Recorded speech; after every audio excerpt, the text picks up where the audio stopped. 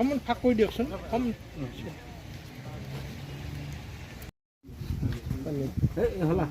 পানী দি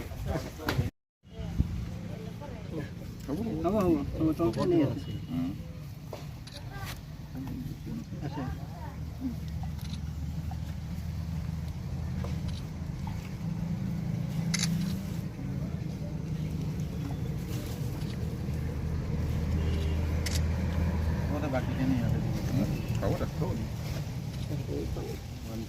দাদা হাতখন অফিসত মানে আমাৰ এই মালিক সন্থাৰ এখন মিটিং আছে। আমি সদৌ অসম ইটা ভাটা মালিক সন্থাৰ পক্ষৰ পৰা আহিছোঁ। ইয়াতে এই অঞ্চলৰ ইটা ভাটা মালিকসকলৰ বৈঠক বহিছে আৰু আমি গোটেইবিলাকে অসমত যি সমস্যাত ভুগি আছোঁ ইটা ভাটা মালিকসকলে, এই সমস্যা সম্পৰ্কতে আমাৰ ইটা ভাটা মালিক সন্থাৰ জন্ম হৈছে। আমি বিভিন্ন সময়ত চৰকাৰৰ ওচৰত আমি বিভিন্ন দাবী দুবা দিছোঁ, মেম'ৰেণ্ডাম দিছোঁ, মুখ্যমন্ত্ৰীকো লগ কৰিছোঁ, অন্যান্য ডিপাৰ্টমেণ্টৰ মন্ত্ৰীবিলাককো লগ কৰিছোঁ বা যিসকল আমাৰ অফিচাৰ আছে তেখেতসকলকো কমিশ্যনাৰ পৰা আৰম্ভ কৰি ছেক্ৰেটাৰীলৈকে তেওঁলোককো আমি লগ কৰিছোঁ, কৰি আমাৰ সমস্যাবিলাক অৱগত কৰিছোঁ। স্বাভাৱিকতে সময় যোৱাৰ লগে লগে যথেষ্ট আমাৰ সমস্যাবিলাক বৃদ্ধি হৈছে। আমি ইটাৰ ভাটাৰ মালিকসকলে আমি যিবিলাক কাম কৰি আছোঁ অন্য ব্যৱসায়তকৈ এটা পৃথক, কাৰণ অন্য ব্যৱসায়বিলাকত এই ধৰণৰ কষ্টটো নহয়, আমাৰ ইটাৰ ভাটাৰ মালিকসকলৰ যিটো কষ্ট হয় আপোনালোকে নিশ্চয় জানে যে ইটাৰ ভাটাৰ মালিকসকলে যি ফিল্ডত যিটো কাম কৰে, ৰাবিজৰ পৰা আৰম্ভ কৰি কয়লাৰ গুড়াৰ পৰা গোটেইবিলাকে যিটো আমাৰ মালিকবিলাকে সেইধৰণে এটা অৱস্থাৰ মাজেদি চলি আহিছে। আৰু বিভিন্ন ক্ষেত্ৰত আমি সাধাৰণ একেবাৰে নিম্ন শ্ৰেণীৰ মানুহবিলাকক আমি ভাত দিয়াৰ ব্যৱস্থা কৰিছোঁ। আগতে একোটা ইটাৰ ভাটাৰ মালিক আমাৰ যিবিলাক মালিক আছে তেখেতসকলে প্ৰত্যক্ষ আৰু পৰোক্ষভাৱে প্ৰায় 200 পৰা 300 পৰিয়ালক ভাত দিয়াৰ ব্যৱস্থা কৰে, যিটো চৰকাৰে আজিলৈকে সেইধৰণে কৰিব পৰা নাই। অসমৰ আমাৰ নথিভুক্ত আমাৰ এছ'চিয়েশ্যনত কম হৈছে, এতিয়ালৈকে হোৱা নাই। আমি যিমান জানো যে প্ৰায় 2000 ইটাৰ ভাটা আছে। গতিকে আমি সেই গোটেই ইটাৰ ভাটাৰ মালিকসকলক সংগঠিত কৰাৰ চেষ্টা কৰিছোঁ। ইয়াতো আমি আহিছোঁ, বিগত সময়তো ইয়াত সংগঠিত হৈছে। অহা 25 আগষ্টত আমাৰ সাধাৰণ সভা আছে গুৱাহাটীৰ কলাক্ষেত্ৰত। তাত আমি গোটেই ইটাৰ ভাটাৰ মালিকসকলক আমি আহ্বান কৰিছোঁ আৰু তাৰ কাৰণে আমি নিমন্ত্ৰণ আজিও দিছোঁ, ইয়াতেও দিছোঁ, বিভিন্ন ঠাইত দিছোঁ। তাত আমি আমাৰ সমস্যাবিলাক আলোচনা কৰিম। ডিপাৰ্টমেণ্টেলি অফিচাৰবিলাকক আমি আহ্বান জনাইছোঁ, মন্ত্ৰীসকলকো আমি আহ্বান জনাইছোঁ। আমাৰ MP থাকিব, গতিকে তাত আমাৰ বিভিন্ন সমস্যা সম্পৰ্কে আলোচনা কৰিম।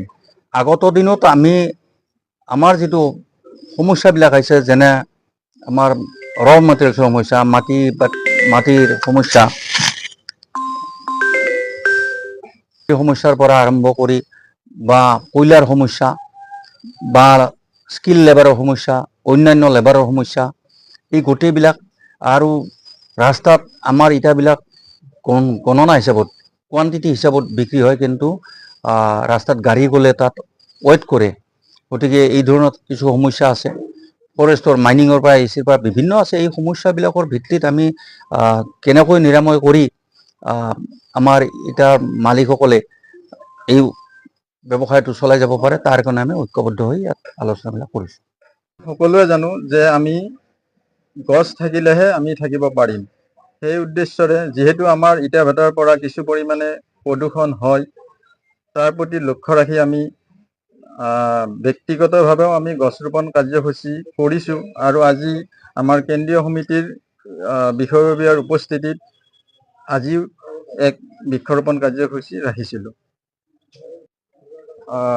আমাৰ মাটি কটাৰ ক্ষেত্ৰতে কওক বা GSTৰ ক্ষেত্ৰতে কওক, তেনেকুৱা ধৰণে আমাৰ কিছু আলোচনা হ'ল আৰু ভৱিষ্যতে যাতে আমি আমাৰ এই ইটা ভাটাখিনিয়ে যথেষ্টখিনি মানুহক আমি কৰ্মসংস্থাপন দি আছোঁ, যাতে চৰকাৰেও আমাক এই ক্ষেত্ৰত গুৰুত্ব দিয়ে বা আমাক চলাত কিছু সহায় কৰে। তাৰ কাৰণেও আমি মুখ্যমন্ত্ৰী মহোদয়ক এখনি মেম'ৰেণ্ডাম দিয়াৰ কাৰণে আমি আলোচনা কৰোঁ। ইমানখিনিয়ে আজিৰ সভাত আমাৰ আলোচনা হ'ল। সমস্যা সমাধান মানে আমি এতিয়া এনেকুৱা সমস্যাত আমি ভুগি আছো, ইটাবিলাক বিক্ৰী নাই। আমি চৰকাৰক GST দিব লাগে, টেক্স দিব লাগে, আমি বহুত কষ্ট কৰি আমি দি আছো। এতিয়া এই গছৰ পুলি বৃক্ষৰোপণ আমি কৰি আছো, আমি ভেটা মালিবিলাকে গছৰ পুলি ৰুই আছো। কিন্তু আমাৰ এনেকুৱা হৈছে নহয়, চৰকাৰে যেতিয়া অলপমান মুখ্যমন্ত্ৰী হেমন্ত বিশ্ব শৰ্মাৰ সহায় যদি তেখেতে যেতিয়া ডাঙৰীয়া যেতিয়া কৰিলেই হয়, আমি অলপ নথৈ অলপ কিবা এটা ভেটা মালিকখিনি অলপমান উন্নত কৰিব পাৰিলো হয়। কাৰণ এতিয়া আমি বহুত বিমত পৰি আছো, কাৰণ টেক্স দিবই লাগিব, চববিলাক দিবই লাগিব গভৰ্ণমেণ্টত। গতিকে উপায়হীন হৈ গৈছে। গতিকে চৰকাৰে যেতিয়া আমাক যেতিয়া সহায় কৰে, ভেটা মালিকখিনি আমি বহুতখিনি আমি উপকৃত হ'ব পাৰিলো হয়। আৰু আমাৰ যিমান গাঁৱৰ দুখীয়া গৰীব মানুহ আছে, এইবিলাক চব মানে এই ইটা ভেটাতে কৰি পেলাই তেওঁলোকে ল'ৰা ছোৱালীক পঢ়াই আছে, তিৰি চলিক খুৱাই আছে, আৰু স্কুল প্ৰাইভেট স্কুলতো আনকি ল'ৰা ছোৱালীবিলাক পঢ়াই আছে এই ভেটা ব্যৱসায় কৰি কিনে, এই লেবাৰ কৰি কিনে। গতিকে আমি চৰকাৰক আহ্বান কৰোঁ যাতে চৰকাৰে আমাক অলপমান যাতে কিবা ভেটাকেইটাৰ দিগি অলপমান চাই আমাক যাতে অলপমান সহায় কৰে, এয়ে মই ক'ব লাগে।